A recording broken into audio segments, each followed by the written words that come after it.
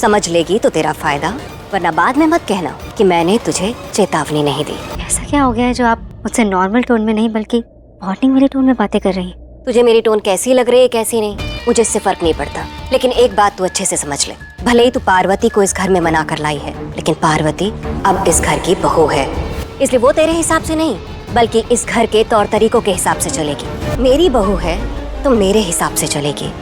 वो मेरी बहू है, इस घर में वो मान मर्यादा प्रतिष्ठा को बढ़ाएगी, इस घर में सुख शांति लेकर आएगी, जो कि हर बहू करती है। इसलिए तू उससे अपनी तुलना करना अब बंद कर दे, क्योंकि संस्कार तेरे बस की बात नहीं है। आप कहना क्या चाहती हैं? मेरी बात अभी खत्म नहीं हुई है। दूसरी और जरूरी बात, मेरी बहू पार्वती को परेशान करने की सोचना भी मत, और ना ही उसके खिलाफ कुछ करने की सोचना, क्योंकि अगर तूने ऐसा किया ना तो बहुत भारी पड़ेगा तुझे।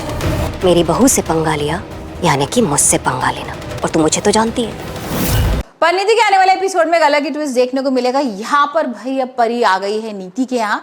अब बाजवा हाउस तो आ जाती है, लेकिन कुछ अलग ही दिमाग में लेकर आई है। अब नीति को तो पता ही नहीं है, नीति को तो लग रहा है मेरी मदद करने आई है पार्वती बनके, लेकिन यहाँ पर अब चलेगी बड़ी चाल। अब भाई किसी तरीके से यहाँ पर परी की एंट्री होती है, गृह प्रवेश वगैरह होता है, राजीव के संग उसकी भाई एंट्री होती है, आरती वारती ली जाती है। और यहाँ पर नीति को बहुत अच्छा लग रहा है, उसको लग रहा है कि चलो मीडिया वीडिया सब लोग आ गए, सब लोग ये सोच रहे हैं कि मेरी कोई गलती नहीं थी, मैंने राजीव को जेल में नहीं भेजा था, और यहाँ पर जो इन्वेस्टर्स वगैरह पैसे वगैरह की मांग कर रहे थे वो भी चुप हो जाएंगे। अब उसको तो भाई बहुत अच्छा लग रहा है, लेकिन यहाँ उसे ये नहीं पता है कि वो उसके चक्रव्यूह में फंस गई है, और परी किस तरीके से पहला स्टेप पार कर चुकी है ये तो हम एपिसोड में देख ही रहे हैं। यहाँ पर परी भाई अनाउंस भी कर देती है कि मैं अब इस घर की बहू हूं, तो मैं इस घर की मालकिन हो गई, बॉस हो गई, और अब मेरी ही चलने वाली है। भाई गुरप्रीत, गुरविंदर ये सब तो बहुत खुश हो रहे हैं, ताई जी को तो बहुत अच्छा लग रहा है और बहुत खुश है कि चलो अच्छा है बहू आ गई, अब सारा घर संभाल लेगी। अब यहाँ पर गुरविंदर का टारगेट होता है नीति, क्योंकि उसको ये पता लग गया है कि नीति उसको मारना चाहती थी। तो अब देखते हैं वो नीति को धमकी वगैरह भी देने जाएगी कि भाई तुम देख लेना, मेरी पार्वती से दूर रहना, मेरी बहू को अगर तुमने कुछ भी किया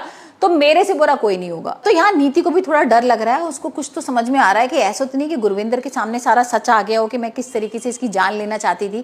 खैर अभी तो यहाँ पर बेबे भड़का रही है, बेबे यहाँ पर पड़ गई है भाई परी की माँ के पीछे। अब परी की माँ ने भी यहाँ पर बड़ी शर्त रख दी है कि जैसे कि मैं इस घर की मालकिन हूँ तो मेरी चलेगी, और यहाँ पर जो मैं हम शक्ल हूँ परी की, तो परी की जो माँ है वो मेरी माँ होगी, अब मैं उनको माँ का दर्जा ही दूंगी। और इस बात को लेकर बेबे और नीति को बहुत गुस्सा आता है।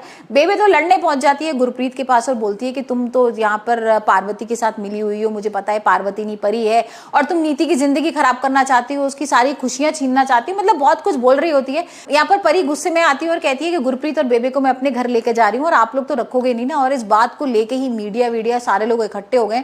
तो अब देखते हैं नीति का जो प्लान था, जिस तरीके का वो लेकर आई थी कि भाई मीडिया आएगी, सब आएगी, उसकी तारीफ करेगी, तो अब क्या करने वाली है नीति।